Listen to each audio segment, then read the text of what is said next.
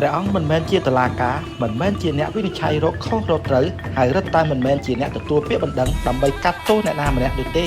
ហើយថែមទាំងមិនមែនជាកន្លែងសម្រាប់ស្បត់និងដាក់ទំនេរគ្នាទៅវិញទៅមកនោះឡើយ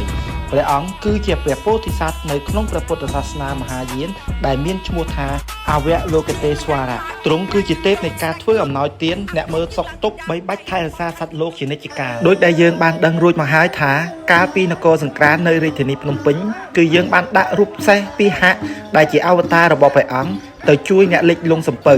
ចំពោះរូបចម្លាក់ព្រះអង្គអ្នករាជធានីភ្នំពេញហៅថាព្រះអង្គដងកាលហើយនេះក៏ជារចនាបថបាយ័នផងដែរចំពោះរូបចម្លាក់សេះពីហៈគឺស្ថិតនៅប្រាសាទនិព្វានខេត្តសៀមរាបសរុបមកព្រះអង្គដងកាលឬអវលោកតេស្វរៈជាព្រះអ្នកស្រោចស្រង់សត្វលោកជាអ្នកធ្វើអំណោយទានទ្រង់មិនមែនជាតុលាការឬទទួលការស្បត់ស្បែផ្ដន់ទាទោសអ្នកណាម្នាក់នោះឡើយកាលពីសម័យសង្គមរាស្ត្រនិយមនៅពេលដែលព្រះមហាក្សត្រទ្រង់មិនគង់នៅក្នុងរាជវាំងគេក៏លើកទង់ជាតិឡើងដើម្បីជាសញ្ញាក្រោយមកប្រជានុរាស្ត្រខ្មែរយើងហៅដងទង់ជាតិនេះថាជាដងកាលនៅសម័យនោះប្រជានុរាស្ត្រខ្មែរយើងមានជំនឿថាមានអ្នកតាចូលសន្ធិដ្ឋនៅក្នុងដងទង់ជាតិឬក៏ដងកាលហើយបាននាំគ្នាសាងសង់នៅអាស្រមដ៏ប្រណិតនិងសាងរូបសំណាកជាតំណាងដងកាលនិងតែងតែមានអ្នកទៅបន់ស្រន់រហូតដល់សព្វថ្ងៃនេះតាំងពីពេលនោះមកមហាជនខ្មែរតែងតែទៅបែរបន់ស្រន់សុំលាភសក្ការៈសុំកូនសុំប្រឡងជាប់ទាំងការសិក្សាទាំងការងារ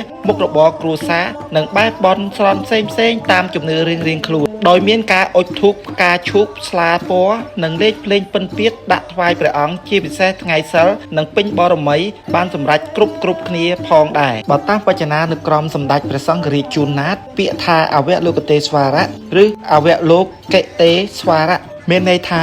អ្នកដែលប្រមាលមើលឬក៏អ្នកដែលជាធំក្នុងការប្រមាលមើលឬពិនិត្យមើលសេចក្តីសុខទុក្ខនិងចរិយារបស់សត្វលោកចំពោះនាមនៃពោធិសត្វដែលពុទ្ធសាសនិកខាងមហាយានសន្មតដោយឧបថថាជាទេវៈវិសេសមួយអង្គជាអ្នកពិនិត្យមើលសុខទុក្ខជាដើមរបស់សត្វលោកក្នុងសាសនានៃព្រះសក្យមុនីគោតមព្រមទាំងមើលបីបាច់ថែរក្សាសត្វលោកផងធៀបគ្នានឹងមហាព្រហ្មឬវិស្ណុរបស់ពួកព្រហ្មញ្ញដែលជាសាសនាព្រាហ្មណ៍ផងដែរ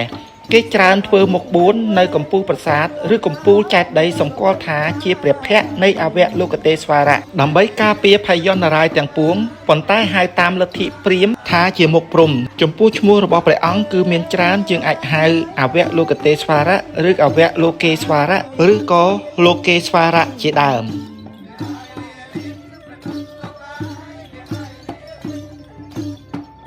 มีអង្គទាំង